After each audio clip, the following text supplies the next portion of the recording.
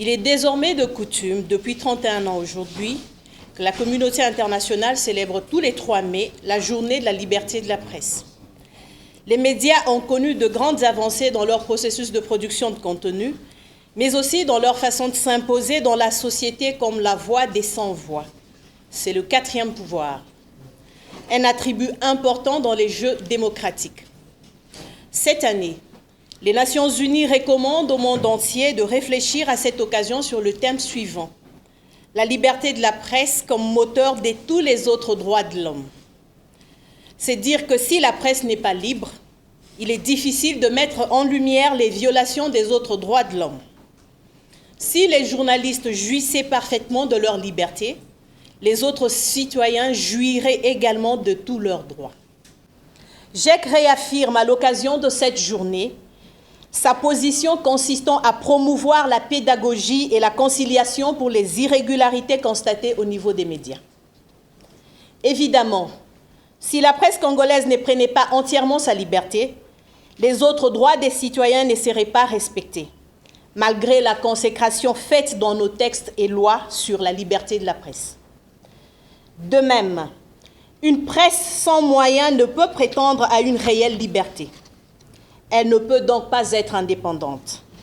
Il faut des entreprises de presse constituées et des journalistes dignement rémunérés pour éviter les fléaux des perdièmes ou encore la facturation sur les produits de la rédaction qui ne sont pas des produits commerciaux.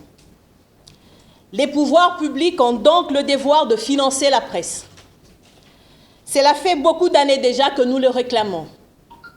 C'est pourquoi Journalisme et éthique Congo, GIEC, appelle le gouvernement de la République à commencer à budgétiser dès 2024 l'aide à la presse au Congo, à l'instar de plusieurs pays africains, pourtant parfois moins riches que le Congo.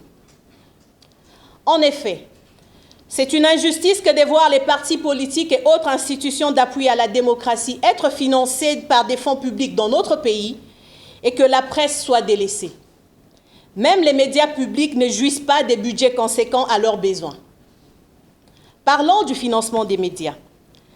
Le GIEC constate avec beaucoup de regrets que les 1000 francs CFA que verse chaque foyer congolais à travers les factures d'électricité ne soient jamais parvenus aux médias concernés depuis 22 ans. Le GIEC recommande au gouvernement de la République de clarifier cette situation et prie le Premier ministre, chef du gouvernement, de s'impliquer personnellement dans le déblocage de cette situation et de mettre en place une nouvelle clé de répartition de la redevance audiovisuelle, RAV en sigle, prenant en compte cette fois-ci les médias privés.